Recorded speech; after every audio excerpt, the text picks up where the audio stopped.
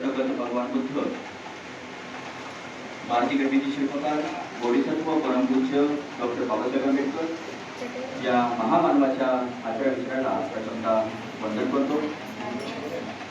ज्या संस्थेच्या माध्यमातून तुम्ही आम्ही बौद्ध झालो ती एकमेव मातृसंस्था ती बुद्धिस्ट सोसायटी ऑफ इंडिया अर्थात भारतीय बौद्ध महासभा या संस्थेचे द्वितीय राष्ट्रीय अध्यक्ष, चैत्यभूमीचे शिल्पकार, बौद्धचार्याचे जनक, माजी श्रामणेर पंडित काश्यप तथा भैयासाहेब आंबेडकर यांचे धम्मकार्याने वंदन करतो.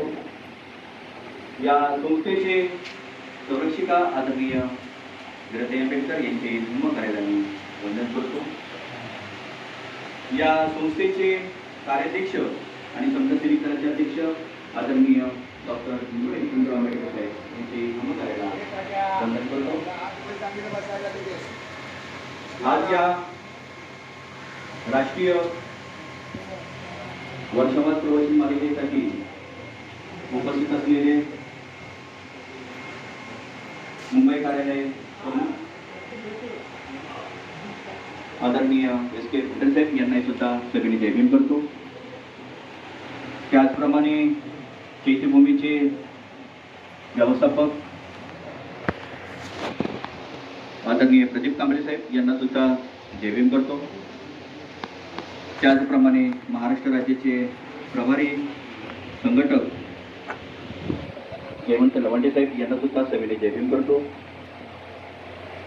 यांच्या आधिपत्याखाली ही प्रवचन मालिका 3 महिने चालू होणार आहे.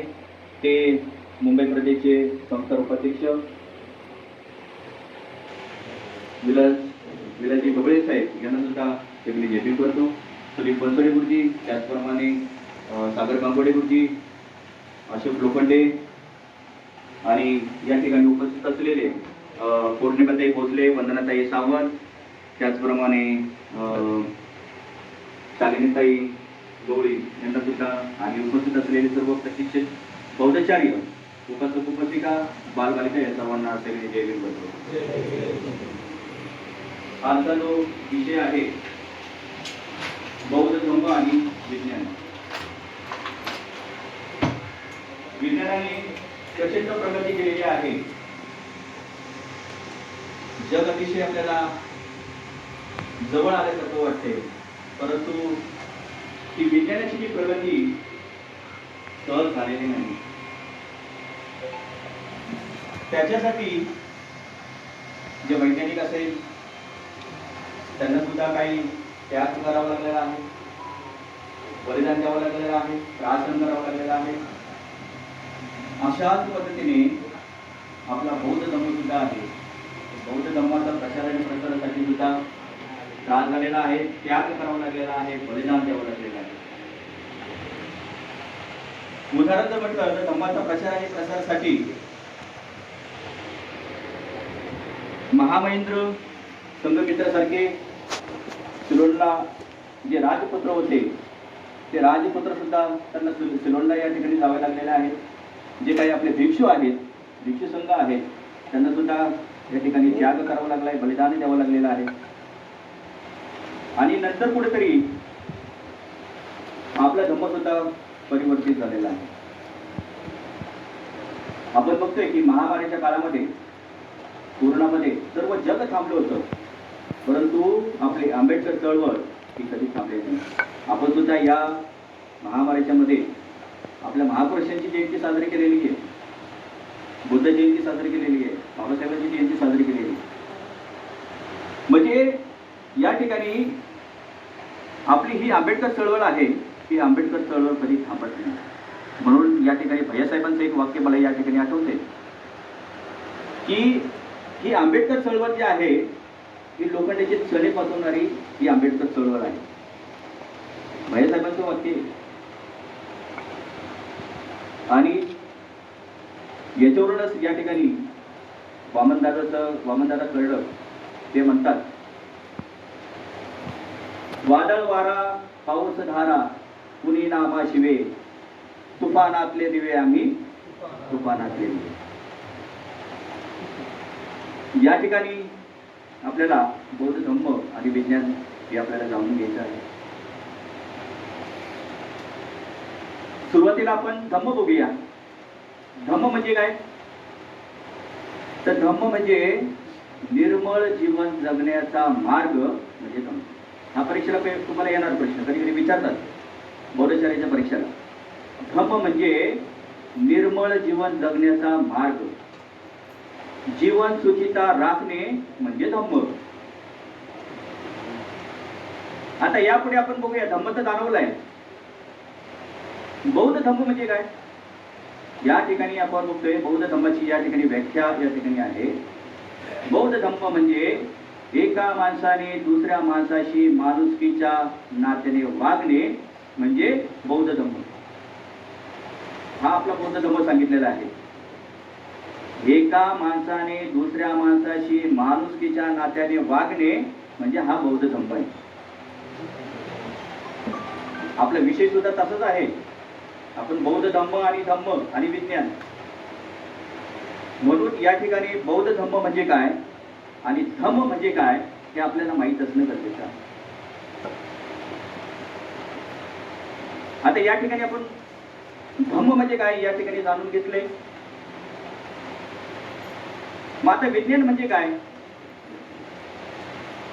तर विज्ञान म्हणजे विस्तृत असलेलं ज्ञान, विश्लेषणात्मक असलेलं ज्ञान, विघटन असलेलं ज्ञान, विश्लेषणात्मक असलेलं ज्ञान, विशेष ज्ञान. आता याचं उदाहरण तुम्हाला एक थोडंसं देतो. विशेष ज्ञान का म्हटलं जातं? वि म्हणजे विशेष ज्ञान. मग विज्ञानाला विशेष ज्ञान का म्हटलंय? एक उदाहरण या ठिकाणी देतो. पाणी आपल्याला माहिती आहे. पाण्याची संज्ञा विज्ञानाने काय केली माहिती तुम्हाला? संज्ञा काय पाण्याची विज्ञानात? करेक्ट. मग विज्ञानाची संज्ञा H2 आहे. H म्हणजे हायड्रोजन, 2 म्हणजे अणु आणि O म्हणजे ऑक्सिजन. म्हणजे विज्ञानाने त्याचं प्रशिक्षण केलंय, निरीक्षण केलंय. म्हणून त्या पाण्याची संज्ञा केली की 2 हायड्रोजन मिळून ऑक्सिजन मिळून पाणी तयार होतं. हे विशेष ज्ञान झालं की नाही? म्हणून त्याला आपण विशेष ज्ञान म्हटलेलं आहे. विज्ञानाला आपण विशेष ज्ञान म्हटलेलं आहे. विज्ञानाने सुद्धा या ठिकाणी काय केलेलं आहे? परीक्षण केलेलं आहे, निरीक्षण केलेलं आहे आणि मग त्या ठिकाणी आपल्याला सांगितलंय की याला पाणी असं म्हटलेलं आहे. अशा प्रकारचं ते संज्ञा या ठिकाणी आपल्याला विज्ञानाची आहे. म्हणून आपण त्याला विशेष ज्ञान असं या ठिकाणी संबोधलेलं आहे. आता या ठिकाणी आपण बघूया तथागत भगवान बुद्ध जे आहेत, तथागत भगवान बुद्धांना सुद्धा या ठिकाणी काय म्हटलेलं आहे? सुपर सायंटिस्ट म्हटलेलं आहे. ऑक्सफोर्ड युनिव्हर्सिटी जे आहे त्या ऑक्सफोर्ड युनिव्हर्सिटीने ठरवलं की गेल्या 100 वर्षामध्ये कोण असे महापुरुष होऊन गेलेले आहेत, जे वैज्ञानिक होऊन गेलेले आहेत, शास्त्रज्ञ होऊन गेलेले आहेत, त्यांची एक यादी तयार केली. अशी 100 लोकांची या ठिकाणी त्यांनी यादी तयार केली. त्या यादीमध्ये त्यांनी बारीक असं परीक्षण त्या ठिकाणी केलेलं आहे आणि सगळ्या ज्या 100 जे महापुरुष होते त्या 100 महापुरुषांचा त्यांनी अभ्यास केला आणि त्या अभ्यासामध्ये त्यांना असं जाणवलं की जो प्रथम क्रमांक जो असेल तो म्हणजे तथागत भगवान बुद्ध.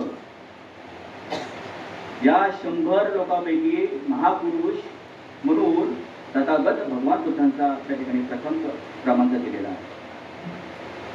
दुसरा क्रमांक भगवान महावीर यांचा दुसरा क्रमांक त्यांनी दिलेला आहे आणि तिसरा क्रमांक चक्रवर्ती सम्राट अशोकांचा दिलेला आहे. आणि चौथा जर क्रमांक म्हटलं ते म्हणजे बोधिसत्व परमपूज्य डॉक्टर बाबासाहेब आंबेडकर यांचं 4थ्या क्रमांकावरती नाव आहे. जे आजच्या म्हणजे कलियुगामध्ये ते श्रेष्ठ असे शास्त्रज्ञ त्या ठिकाणी ठरलेले आहेत, महापुरुष ठरलेले आहेत आणि म्हणून हे 4 क्रमांक जे आहेत, हे 4 क्रमांक ऑक्सफर्ड युनिव्हर्सिटीमधून या ठिकाणी महापुरुषांचं नाव या ठिकाणी जाहीर झालेलं आहे. मग या ठिकाणी आपल्याला विज्ञानाचं जे विशेष ज्ञान आहे ते विशेष ज्ञान आता या ठिकाणी आपल्याला जाणून घ्यायचं आहे. विज्ञानाच्या माध्यमातून आपण सत्य जाणण्याचा प्रयत्न करतो. ते सत्य आपण जे आपले 5 इंद्रिय जे आहेत त्या 5 इंद्रियाच्या माध्यमातून आपण सत्य जाणतो. पहिली जी कसोटी दिली ते सत्य जाणण्याचं आपल्याला कसोटी दिलेली आहे. 5 इंद्रिय कुठले? तर पहिलं जे आहे डोळे, त्याला चक्षु म्हटलेले. विज्ञान म्हणतं त्या डोळ्याच्या माध्यमातून आपल्याला ज्ञान प्राप्त होतं. दुसरं स्रोत जे आहे, दुसरं स्रोत विज्ञान म्हणजे कान, ज्याद्वारे आपण ऐकतो. तिसरं जे आहे ते म्हणजे नाक, नाकाने आपण काय करतो? श्वास घेतो. मग तो वाईट असेल किंवा चांगला असेल तर नाकाने आपण श्वास घेतो.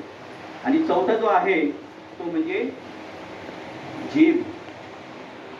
त्या जिभेने आपल्याला काय होतं? चव कळते, ती गोड आहे की खारट आहे. आणि 5वं जे आहे ते म्हणजे त्वचा. त्वचेच्या माध्यमातून आपण स्पर्श करतो, ते थंड आहे की गरम आहे हे आपल्याला कळते. अशी ही 5 ज्ञानेंद्रिय आहेत आणि त्या ज्ञानेंद्रियावर कंट्रोल करणारं आपलं मन आहे. जे सगळ्यात महत्वाचं जे आहे 6वं जे इंद्रिय म्हटलं ते म्हणजे मन. तुकाराम महाराजांचं एक वाक्य आहे त्याच्यामध्ये, करा रे मन नीट, करा रे मन नीट. आणि म्हणून आपलं जे मन आहे हे मन आपलं नीट असलं पाहिजे, आपलं हे मन नीट असलं पाहिजे. आणि म्हणून या ठिकाणी आपल्याला सांगितलंय की 6वं इंद्रिय जर म्हटलं ते म्हणजे आपलं मन. मनावर आपला कंट्रोल असणं या ठिकाणी खूप गरजेचं आहे. आता या 6 इंद्रियाच्या माध्यमातून जी जाणीव होते त्याला आपण वेदना असे म्हणतो. मग ही वेदना सुखकारक असते तर कधी दुःखकारक असते, तर कधी असुखकारक असते. या 3 प्रकारच्या वेदना असतात. आता हे सुखकारक आणि दुःखकारक एक छोटंसं एक उदाहरण या ठिकाणी आपल्याला येतं. डॉक्टर बाबासाहेब आंबेडकरांचं ज्यावेळेस काठमांडूला एक परिषद होती, त्या काठमांडूला कार्यक्रमासाठी गेले. कार्यक्रम संपला आणि कार्यक्रम संपल्यानंतर त्या ठिकाणी येताना असं वाटलं की ज्या आपल्या 4 घटना आहेत, म्हणजे लुंबिनी ज्या ठिकाणी तथागत भगवान बुद्धांचा जन्म झाला, त्यानंतर बोधगया ज्या ठिकाणी तथागत भगवान बुद्धांना ज्ञान प्राप्त झालं, तिसरं म्हणजे जे पहिलं धम्मचक्र त्या ठिकाणी फिरवलंय ते सारनाथ, ज्या 5 भिक्षूंना त्या ठिकाणी पहिलं आपलं ज्ञान प्राप्त झालेलं ते ज्ञान त्या ठिकाणी त्यांनी सांगितलेलं आहे ते सारनाथला. आणि चौथं म्हणजे ज्या ठिकाणी तथागत भगवान बुद्धांचं महापरिनिर्वाण झालेलं आहे ते कुशीनारा. अशा 4 महत्वाच्या आपल्याला आहेत. तसे आपले बौद्ध जे पर्यटन आहेत किंवा आपले जे महत्वाचे असे काही हे आहेत ठिकाणं आहेत त्या ठिकाणी तर आपण जाणं गरजेचंच आहे. परंतु बाबासाहेबांना असं वाटलं की त्या ठिकाणी आपल्याला तथागत भगवान बुद्धांचं त्या ठिकाणी अभिवादन करण्यासाठी जाणं गरजेचं आहे. तर त्या ठिकाणी भगवान बुद्धांचा एक मोठा पुतळा आहे जो मल्ल यांनी बनवलेला आहे. सोन्याचा मुलामा त्या ठिकाणी दिलेला आहे त्या मूर्तीला. त्या मूर्तीला त्या ठिकाणी भेट देण्याची त्यांची इच्छा झाली. त्याच ठिकाणी एक विहार आहे, त्या विहाराला सुद्धा त्यांना भेट देण्याची इच्छा झाली. परंतु बाबासाहेबांना आपल्याला तर माहितीच आहे की काही आजारांनी नंतर त्यांना त्रासलेलं होतं, जसं गुडघेदुखीचा त्रास असेल किंवा शुगरचा त्रास असेल, हा त्रास त्यांना थोडासा जाणवायला लागला होता तिथे. आणि त्यांना अशी इच्छा झाली त्या ठिकाणी की मला तथागत भगवान बुद्धांचं या ठिकाणी दर्शन त्या ठिकाणी घ्यायचंय, मला अभिवादन त्या ठिकाणी करायचंय मला.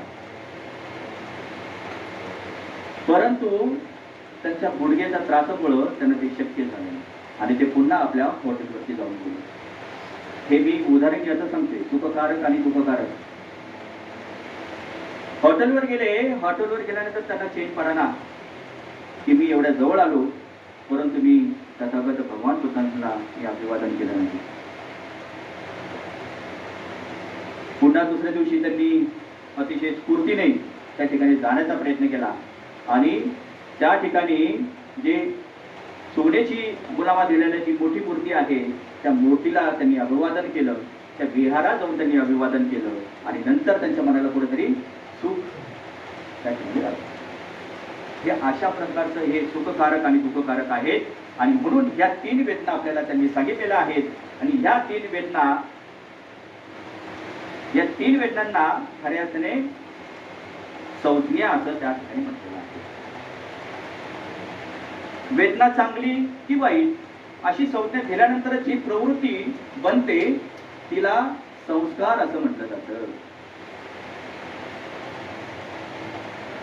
वेदना चांगली की वाईट अशी संज्ञा दिल्यानंतरच जी आपली प्रवृत्ती बनते तिला संस्कार म्हणतात. आणि या संस्कारातून माणूस घडतो. अशा प्रकारे विज्ञानाची व्याख्या ही आहे की ही गोष्ट तथागत भगवान बुद्धांनी आपल्याला 2500 वर्षापूर्वी सांगितलेले आहे आणि तेच आता विज्ञान सुद्धा तेच मानते.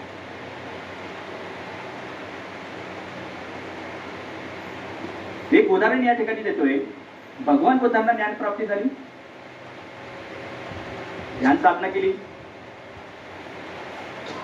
ध्यान साधना, मेडिटेशन, बरोबर की नाही? म्हणजे 2500 वर्षापूर्वी भगवान बुद्धांनी ध्यान साधना केली, मेडिटेशन केलं. त्यांनी काय होतं, मेंदूची रचना जी आहे त्या रचनेमध्ये बदल होतो. विज्ञान सुद्धा आपल्याला ते सांगते. आता आपण मेडिटेशन करतो की नाही, ध्यान साधना करतो की नाही, विज्ञानात सुद्धा तेच मानलेलं आहे की तुम्ही ध्यान साधना, मेडिटेशन करा. मेडिटेशन आजही आपण करतो की नाही, बुद्धीमध्ये आपला काहीतरी फरक पडावा.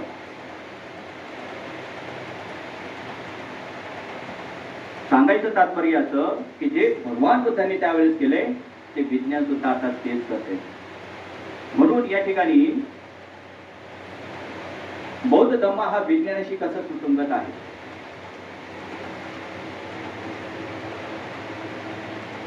विज्ञान असं म्हटलं जातं की बौद्ध धम्म हा विज्ञानावर आधारित आहे. हे खरे का कुठे? बौद्ध धम्म विज्ञानावर आधारित आहे. आपण हा म्हणताय. विज्ञान खरं म्हणायला गेलं तर हे अर्थसत्य आपल्याला सांगितलं जाते. विज्ञान आपल्या बौद्ध धर्मावर आधारित आहे. म्हणून या ठिकाणी मी जाणीवपूर्वक या ठिकाणी पहिलं उदाहरण या ठिकाणी दिलंय मेडिटेशनचं, की भगवान बुद्धांनी त्या टायमाला ध्यान साधना केलंय आणि आजही विज्ञान ते मानते. खरी अर्थाने विज्ञान हे आपल्या बौद्ध धर्मावर आधारित आहे. विज्ञान हा बौद्ध धर्माचा पाया आहे, हे आपल्याला जाणीव असणं गरजेचं आहे. विज्ञान हा बौद्ध धर्माचा पाया आहे. आणि म्हणून या ठिकाणी आपल्याला समोशी वाटलं. आता या ठिकाणी पहिली कसोटी काय आहे ते आपण बघूया. कोणताही ग्रंथ, कोणताही माणूस सांगतो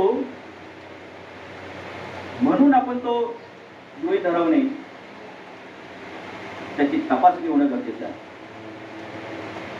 आपले वाडवडील सांगतायत म्हणून ती गोष्ट खरी आहे हे आपण मानलं नाही. कोणतरी आपल्यापेक्षा मोठा माणूस आपल्याला सांगतोय की ही गोष्ट खरी आहे, हे मानण्यापूर्वी ते खरं आहे की खोटं आहे हे आपण पडताळणं गरजेचं आहे. भगवान बुद्धांनी सांगितलंय, मी म्हणतोय, मी बोलतोय म्हणून आपण गृहीत धरू नका. या, पहा, तपासा, त्याची खात्री करा, त्याचं परीक्षण करा, त्याचं निरीक्षण करा आणि मग ते मान्य करा. हेच आपल्याला विज्ञान सुद्धा ते सांगते की त्याचं परीक्षण करा, निरीक्षण करा आणि मग त्याला मान्य करा. आणि म्हणून ही कसोटी, पहिली कसोटी आपल्याला या ठिकाणी सांगितलेलं आहे की सत्य असत्य हे पारखून घेतलं गरजेचं आहे. तर या ठिकाणी कालमांचं या ठिकाणी उदाहरण आहे की तथागत बुद्धांनी कालम सूत्रामध्ये कालमांना हे सांगितलेलं आहे की मी सांगतो म्हणून तुम्ही हे ग्राह्य करू नका, त्याचं पडताळणी करा. तुम्ही तुमच्या बुद्धीला पटते तरच बघा. जसं गाथेमध्ये आहेत ना आपल्या, हे पस्तिको पण आहे तो, या, पहा आणि मग त्याच्यावर विश्वास. जसं भगवद्गीतेने सांगितलंय, बहुजन हिताय बहुजन सुखाय. आपल्या हिताचं असेल तर ते स्वीकारा. बुद्धीला पटते तर घ्या, बघा, त्याची सत्यता त्या ठिकाणी जाणून घ्या, स्वतःचा अनुभव घ्या आणि मग ठरवा सत्य काय आणि असत्य काय.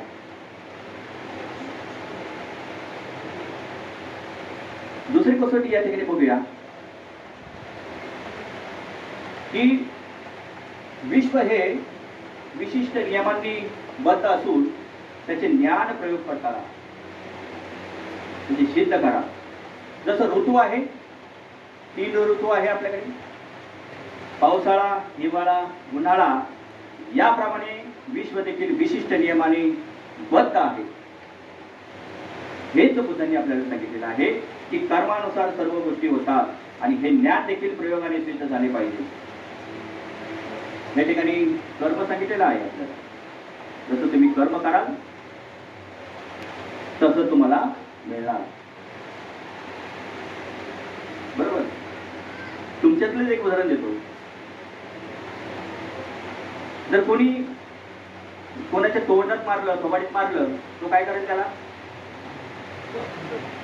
शिवी देईल तर किंवा त्याला मारेल ना. म्हणजे तुम्ही जसं कर्म कराल तसंच तुम्हाला मिळणार. बरोबर की नाही? तर असं या पद्धतीचं हे कर्म आहे. जसं तुम्ही कर्म कराल त्याचप्रमाणे तुम्हाला त्याचं फळ मिळणार. तर अशा पद्धतीचं हे सुद्धा आपल्याला उदाहरण आपल्याला दिलेलं आहे. आता तिसरी कसोटी जी आहे ते म्हणजे दृष्ट शक्तीच्या बळाने किंवा प्रार्थनेतून यत्न करून विश्वाच्या कार्यकारण भावाच्या नियमात काहीही फरक पडत नाही. शक्तीच्या बळाने आपण म्हणतो ना या ठिकाणी, कुठली शक्ती आपण म्हणतो? दैवशक्ती, यज्ञ शक्ती होतो ना, यज्ञ करतो आपण. तर अशा पद्धतीचं भगवंत बुद्धांनी सुद्धा देव, आत्मा, ईश्वर, भूत, पिशाच्च हे सगळं मानलेलं नाही. याच्यावरती विश्वास ठेवू नका. आणि म्हणून या ठिकाणी त्यांच्या सिद्धांताच्या माध्यमातून 2500 वर्षापूर्वी त्यांनी सांगितलेलं आहे प्रतीत्य समुत्पाद. म्हणजे जेवढं तुम्ही त्याचा प्रत्यय त्याचा समप्रमाणात उत्पाद होतो यालाच आपण कार्यकारण भाव म्हणतो. कोणतीही गोष्ट कारणाशिवाय होत नाही. जगात कोणत्याही प्रकारचा चमत्कार नाही किंवा दैवशक्ती नाही. तर अशा पद्धतीचं या ठिकाणी आपल्याला चौथी कसोटी या ठिकाणी दिलेली आहे. यानंतर दुसरी कसोटी जी आहे, धम्म हा मनाच्या मांगल्यावर आणि बुद्धीच्या कसोटीवर आधारित आहे. धम्माची भाषा ही हृदयाची भाषा, ती हृदयाला भेटली पाहिजे व्यक्तीच्या. जसं कालमसूत्राचं एक कालमसूत्र म्हणतं. कालमसूत्र काय आहे? कालमसूत्र आहे स्वातंत्र्याचा जाहीरनामा. कालमसुत्त सांगते की स्वातंत्र्याचा जाहीरनामा अशा या पद्धतीचं हे कालमसुत्त आहे. हे तथागत भगवान बुद्धांनी सुद्धा या ठिकाणी सांगितलेलं आहे. आणि हीच कालमसुत्ताचं जे आहे ते डॉक्टर बाबासाहेब आंबेडकरांना या ठिकाणी जे कालामांना या ठिकाणी जे काही उपदेश केलेले आहेत ते उपदेश खरे अर्थाने तथागत डॉक्टर बाबासाहेब आंबेडकरांना या ठिकाणी खूप भावलेले आहेत. आणि म्हणून या ठिकाणी कालमसुत्त म्हणजे स्वतंत्र्याचा जाहीरनामा असं या ठिकाणी सांगण्यात आलेलं आहे. यानंतर सांगितलंय की सर्वच ज्ञान आपल्याला साक्षात्काराने तपस्येने शक्तीने प्राप्त होत नसून ते बुद्धीच्या कसोटीतून प्रयोगाने सातत्याने प्राप्त होते. हेच तथागत भगवान बुद्धांनी या ठिकाणी सांगितलेलं आहे. यानंतर पाचवी कसोटी जी आहे ती अज्ञात शक्ती. या जगात केवळ कृतीनुसारच सिद्धता घडविता येते. कोणतीही गोष्ट आपोआप घडत नाही. हे तथागतांनी सांगितले. कुठलीही गोष्ट आपोआप घडू शकत नाही.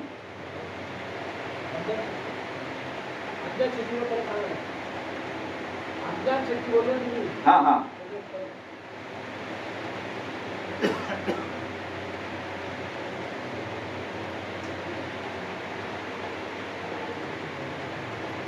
कुठलं होतं आज्ञात काय?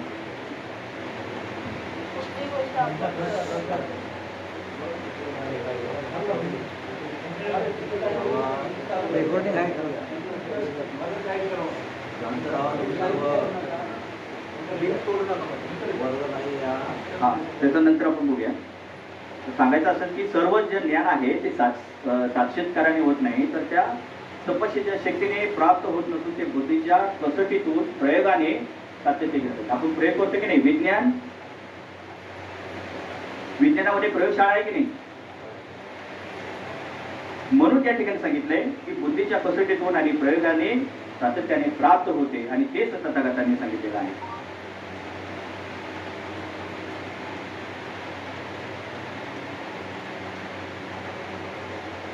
जी पाचवी कसोटी या ठिकाणी सांगितलेलं आहे. आता ते जे म्हटले की जसं अज्ञेय म्हणजे काय की अज्ञात शक्ती केवळ कृतीतून सिद्धता घडविता येत नाही तर ती आपोआप घडत नाही. ते तथागतांनी सांगितलेलं आहे. की कसं सांगितलंय की म्हणजे एकच गोष्ट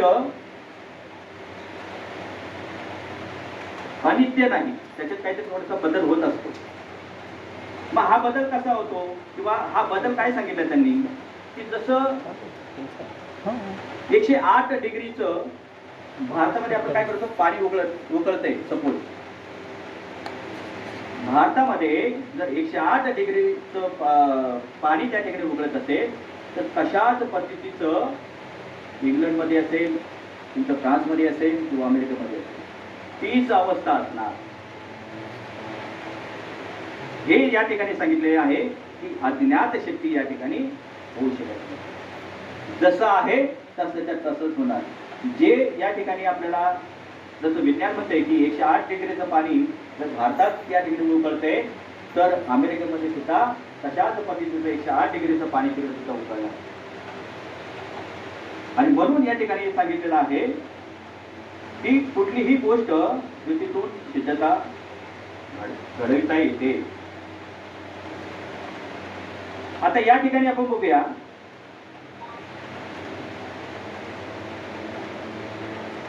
की सर्व सारखे असते आणि त्याला बंधन नसते. आता बघा कसं आहे की काही काही गोष्टी अशा आहेत की त्याच्यामध्ये बदल करता येते. जसं मी आता 108 डिग्रीचं तुम्हाला सांगितलं तसं आपण त्रिसरम पंचशील घेतो. आपण पंचशील ज्याप्रमाणे आपण मुंबईमध्ये घेतो तशाच पद्धतीनं आपल्या जे शाखा आहे दुसरी शाखा तर दुसऱ्या शाखेमध्ये तशाच पद्धतीने आपण पंचशील घेतोय की नाही. त्याच्यामध्ये बदल करतो का आपण. तसंच हे विज्ञान सुद्धा आहे. तसंच आपला बौद्ध धर्म सुद्धा आहे. आणि म्हणून हा बौद्ध धर्म हा विज्ञानाशी कसा सुसंगत आहे हे आपण या ठिकाणी जाणलं पाहिजे. हे पंचशीलाचं आपल्याला या ठिकाणी उदाहरण या ठिकाणी दिलेलं आहे. पंचशील काय की चांगला माणूस बनण्याचं हे 5 तत्व आपल्याला दिलेले आहेत. चांगला माणूस बनण्याचं हे 5 तत्व आपल्याला या ठिकाणी दिलेलं आहे. आणि म्हणून या ठिकाणी हे पंचशीलाचं आपल्याला उदाहरण आपल्याला दिलेलं आहे.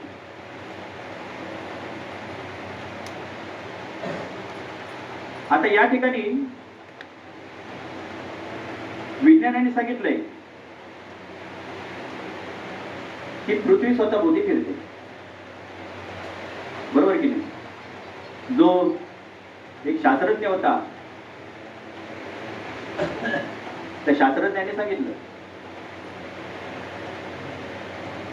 कोपर्निकस नावाचा एक शास्त्रज्ञ होता, त्यांनी सांगितलं ही पृथ्वी गोल आहे आणि ती सूर्याभोवती फिरते. परंतु जे हिंदू धर्मातले जे काही लोक होते, जे धर्म मार्तक जे होते, ते धर्म मार्तकांनी सांगितलं की पृथ्वी ही चपटी आहे, ही गोल नाही. परंतु जो शास्त्रज्ञ होऊन गेला कोपर्निकसने सांगितले की ही पृथ्वी गोल आहे. त्या धर्म मार्तकांनी त्या कोपर्निकसला जिवंत जाळले.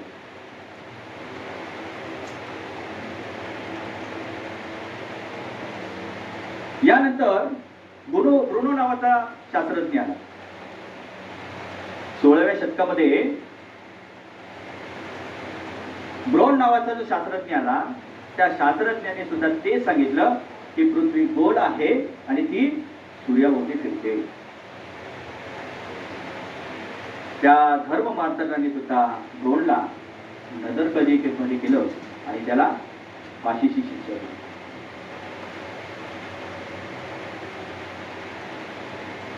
त्यानंतर 17व्या शतकामध्ये गॅलिलिओ आला. गॅलिलिओने काय केलं, दुर्बिणीचा शोध लावला आणि दुर्बिणीचा शोध लावला आणि त्या दुर्बिणीच्या माध्यमातून त्याने सांगितलं की हे ग्रह असेल, तारे असेल, हे स्थिर नाहीत, हे फिरतच असतात.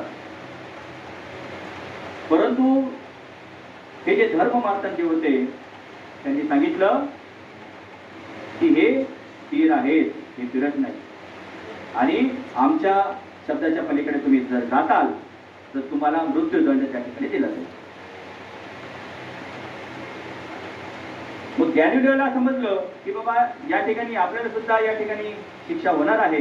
आणि तो ज्या वेळेस खाली बसत असताना त्यांनी थोडासा फुटफुटला की मी कितीही जरी सांगितलं की पृथ्वी गोल आहे, ती सूर्याभोवती फिरणार, तर ती फिरतच राहणार आणि खाली बस.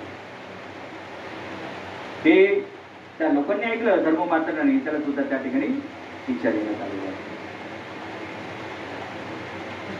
तर अशा पद्धतीचं हे विज्ञानासंदर्भात सुद्धा या ठिकाणी आपल्याला सांगण्यात आलेलं आहे.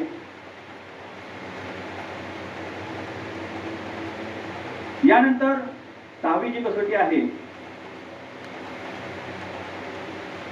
ती आहे की हा जो धम्म आहे, हा धम्म देखील सार्वजनिक आहे. जर आपण त्याचे अनुसरण केले तर सर्वांना त्याचा समान लाभ होणार आहे, त्याचा समान लाभ होऊ शकतो. जसं मी सुरुवातीला सांगितलं, तथागत म्हणतात ये पस्तिको कनाईको, म्हणजे या आणि पहा, तपासा, जर योग्य असेल तर ते स्वीकार करा. तर अशा पद्धतीचा हा आपला धम्म या ठिकाणी सुद्धा सांगितलेला आहे. बुद्धाच्या धम्मामध्ये आपल्याला सुद्धा सांगितलेलं आहे वाचने मनाने हा नम्र असणं गरजेचं आहे, विनयशील आपण असणं गरजेचं आहे. अशा पद्धतीचं या बौद्ध धम्मामध्ये विज्ञानामध्ये आपल्याला सांगितलेलं आहे. बुद्धही हे सांगतात आपल्याला की ते खरं आहे की खोटे आहे हे तुम्ही तपासा, अनुभवाने ठरवा, सत्य काय आहे, असत्य काय आहे हे आपण जाणून घेणं गरजेचं आहे. मी सांगतो म्हणून त्याचा स्वीकार करू नका, तर त्याचं पडताळणी या ठिकाणी करून बघा.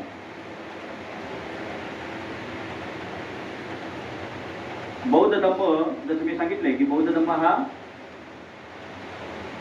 मनाच्या मांगल्यावर आणि बुद्धीच्या कसोट्यावर या ठिकाणी आधारित आहे. आणि म्हणून या ठिकाणी आपल्याला सत्य जाणणे खूप गरजेचं आहे. तर अशा प्रकारे या ठिकाणी आपल्याला सांगितलेलं आहे की कुठलीच गोष्ट करण्याशिवाय आपल्याला घडू शकत नाही. आणि या प्रकारे थोडक्यात आपल्याला हा विषय या ठिकाणी मी मांडण्याचा या ठिकाणी प्रयत्न केलेला आहे. जो चांगला माणूस म्हणून आपल्याला जे काही तत्व दिलेलं आहेत, शिलाचार असेल, सदाचार असेल किंवा सद्गुणाचार असेल, तर अशा पद्धतीचा आपल्याला हा धम्म दिलेला आहे. धम्म तसं जर म्हटलं तर भगवान बुद्धांनी आपल्याला 3 शब्दामध्ये सांगितलेलं आहे, धम्म, अधम्म आणि सद्धम्म. तर या धम्माच्या सुसंगत असलेला हा विज्ञान आहे, जो रूप, वेदना, संज्ञा, संस्कार, विज्ञान अशा पद्धतीचं या ठिकाणी मी सांगायचा प्रयत्न केलेला आहे. जे अनित्य, अनात्म आणि दुःख अशा प्रकारचा हा विज्ञान आपल्याला विज्ञानाशी सुसंगत असलेला हा धम्म या ठिकाणी दिलेला आहे. या ठिकाणी मी वेळेचं सुद्धा या ठिकाणी बंधन आहे, आपल्याला 9:15 वाजलेले आहेत आणि या ठिकाणी थोडक्यात हा बौद्ध धम्म आणि विज्ञान कसं सुसंगत आहे हे सांगायचं या ठिकाणी मी प्रयत्न केलेला आहे. आपल्या सर्वांच्या या ठिकाणी मंगल कामना व्यक्त करतो आणि या ठिकाणी इथेच थांबतो. नमो बुद्धाय. जय हिंद.